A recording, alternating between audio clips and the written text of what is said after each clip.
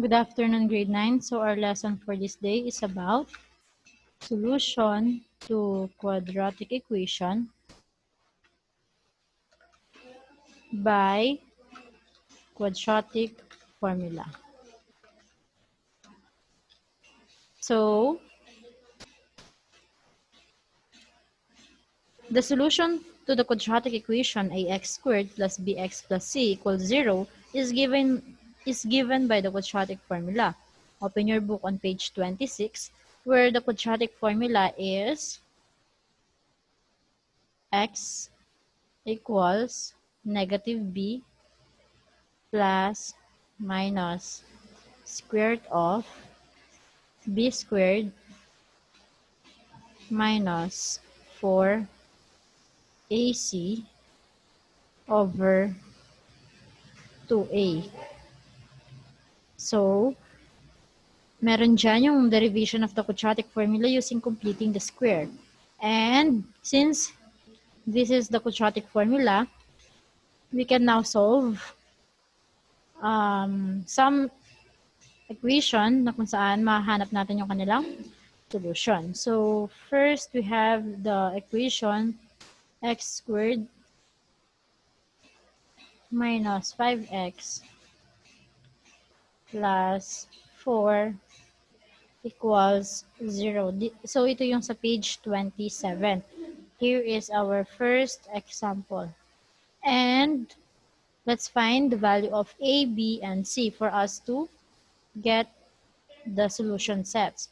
So, our a here is 1.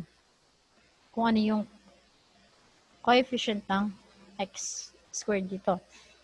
Next, b is negative 5, yung coefficient ni x. And yung c, yun yung walang kasamang variable which is 4.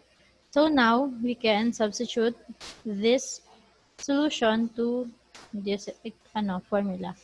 So we have x equals negative, and then yung ating b ay negative 5 plus minus square root of b squared, yung b natin is negative 5. And then squared minus 4ac. So our a is positive 1. Our a is positive 1 and our b is, our c is 4 over 2a, and our a is 1. So, isolve muna natin sila. Negative times negative 5 is equal to positive 5 plus minus square root of negative 5 squared is 25 minus 4 times 1 is 4 times 4 is 16 over 2 times 1, ito, equals 2. Next, 5 plus minus square root of 25 minus 16 is equal to 9 over 2. And the square root of 9 is equal to positive negative 3 over 2. And kapag hiniwalay natin si positive and negative, magiging 5 plus 3 over 2. So, 5 plus 3 is equal to 8 over 2. So, magiging 4. And yung isa, dito ko na lang siya isusulat. Kapag negative naman si 3, so 5 minus 3 over 2. So, 5 minus 3 is equal to 2 over 2. So, 2 divided by 2 is equal to 1. So, ang solution set natin are, we have 1 and 4. Ayan. Another example, we have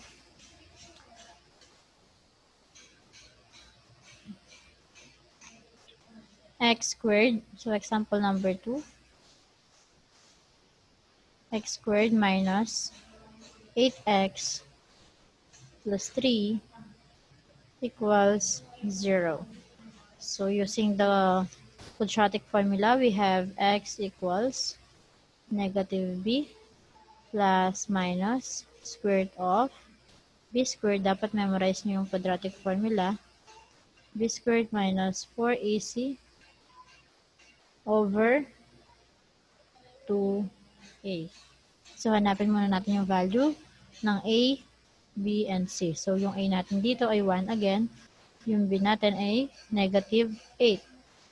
And yung c ay positive 3. So substitute this given in our quadratic formula. So we have x equals negative, tapos yung b natin ay negative 8 plus minus square root of b squared. Yung b ulit ay negative 8 and then squared minus 4. Then yung a natin ay 1, yung c natin ay 3 over 2a. Yung a natin ay 1. Next, x equals negative times negative 8 is equal to positive 8 plus minus square root of negative 8 squared is 64 minus 4 times 1 is 4 times 3 is 12 over 2 times 1 is equal to 2. So, solve muna natin yung mga nasa loob ng square root. So, 8 plus minus 64 minus 12 is equal to 52 over 2. Ngayon, since ito ay walang value, hanap tayo ng factor niya. So, yung mga factor niya ay 1 times 52 times ito. 2 times 26. 3 times 14.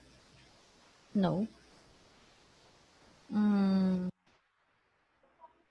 Hindi siya factor ng 3. Try natin kay 4. Kay 4. So, ilan? 4 times 13. And then, kung meron pa, so, si 9. Hindi.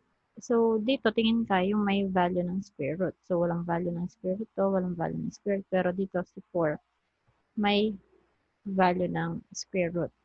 So, now, dito ko na lang siya ituloy. We have x equals 8 plus minus square root of 4 times 13. 4 times 13. Yan. And, para ilabas natin, ay yung over 2. Ilabas natin yung 8. Ay, ba't nasulat? Plus, minus, yung square root ng 4 ay 2. Tapos, natira si square root of 13 over 2. And then, divide natin siya sa 2. 8 divided by 2 is 4. Then, positive, negative, 2 divided by 2 is 1.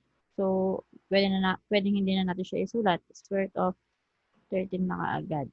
And, hiwalay natin yung positive and negative. So, magiging x equals 4 plus square root of 13. And yung isa, x equals 4 minus square root of 13. Ayan.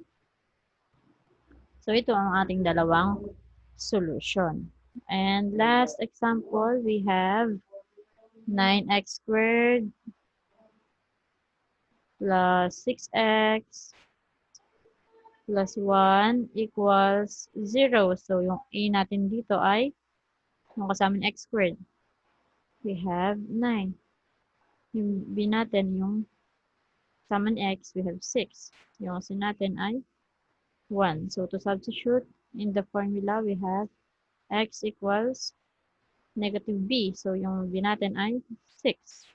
Plus minus square root of b squared. So, yung b ulit ay 6 squared minus 4 AC. So, yung A ay 9, yung C ay 1.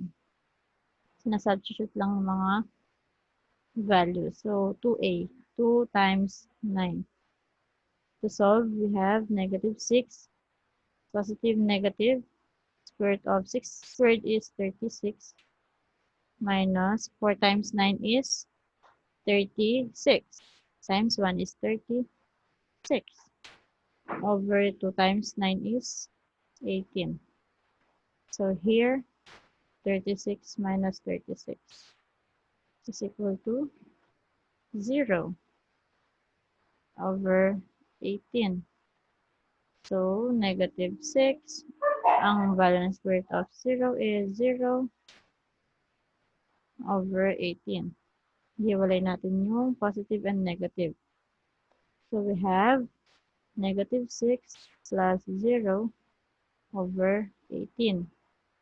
Negative 6 plus 0 is equal to negative 6 over 18. Divisible sila by negative 6. So, we have 1 over 3. Since negative 6 divided by negative 6 divided by 18 is negative. That's why yung isa ay negative 1/3.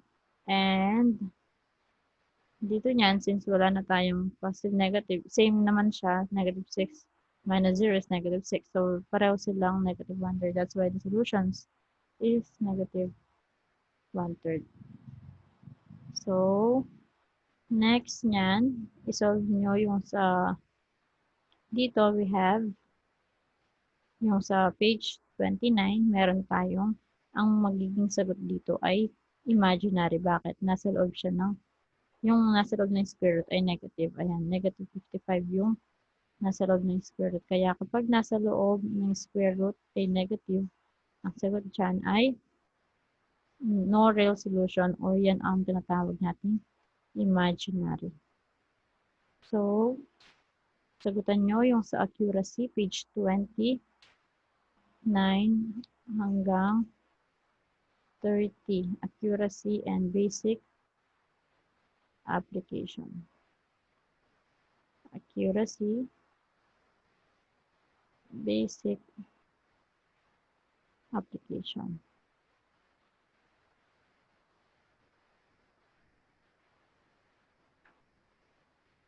Yan. So, that's all for this day. Thank you and God bless.